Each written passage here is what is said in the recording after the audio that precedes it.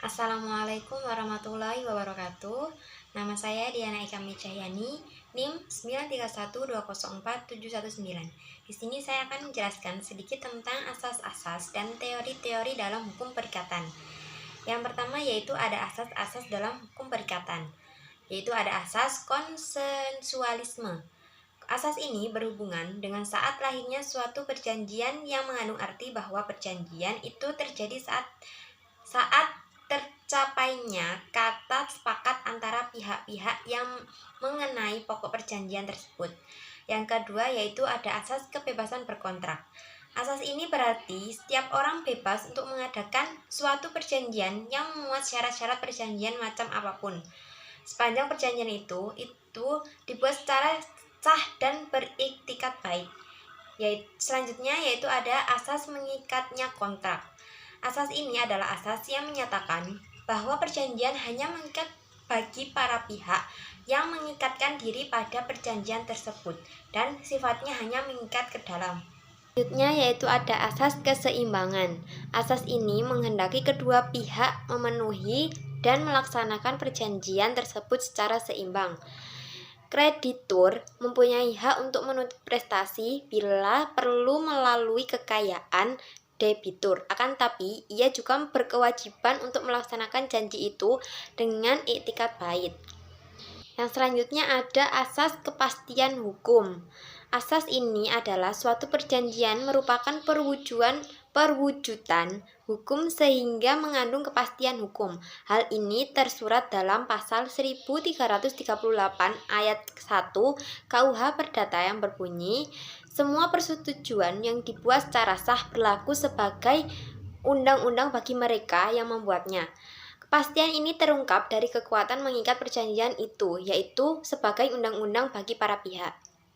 Selanjutnya ada asas moral. Asas ini dapat dijumpai dalam perbuatan sukarela dari seseorang seperti zakwarmening yang diatur dalam pasal 1354 KUH Perdata.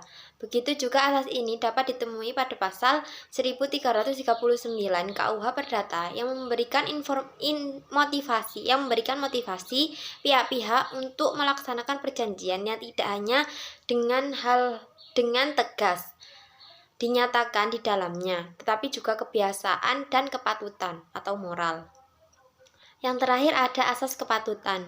Asas ini dapat dijumpai dalam ketentuan pasal 1339 KUH Perdata yang diantara lain menyebutkan bahwa perjanjian tidak hanya mengikat untuk hal-hal yang secara tegas dinyatakan di dalamnya, tetapi juga untuk segala sesuatu yang menurut sifat perjanjian diharuskan oleh kepatutan. Asas ini selayaknya tetap dipertahankan karena melalui asas kepatutan ini dapat diketahui tentang hubungan para pihak, ditentukan juga oleh rasa keadilan dalam masyarakat. Setelah membahas tentang asas-asas dalam hukum perikatan, selanjutnya kita akan membahas tentang teori-teori dalam hukum perikatan. Yang pertama ada teori pernyataan. Menurut teori ini, perjanjian telah berakhir pada saat penawaran telah ditulis pada surat jawaban penerimaan. Dengan kata lain, perjanjian telah lahir pada saat pihak lain menyatakan penerimaannya. Penerimaan dinyatakan dalam bentuk tertulis.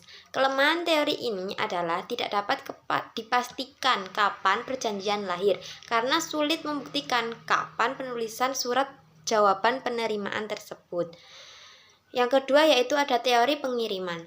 Teori ini mengajarkan bahwa pada saat pengiriman jawaban penerimaan merupakan saat lahir perjanjian. Sedangkan kelemahan teori ini adalah bahwa perjanjian tersebut sudah lahir atau telah mengikat pihak yang menawarkan pada saat ia sendiri belum tahu akan hal itu. Selanjutnya ada teori pengetahuan. Teori ini mengajarkan bahwa perjanjian itu lahir pada saat surat jawaban penerima diketahui isinya oleh pihak yang menawarkan.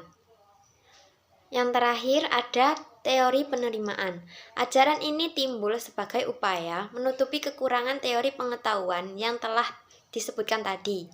Perjanjian lahir saat diterimanya jawaban, tidak peduli surat tersebut dibuka atau dibiarkan dan tidak dibuka. Yang lebih pokok adalah saat surat perjanjian itu sampai pada alamat si penerima. Sekian dari saya, kurang lebihnya mohon maaf.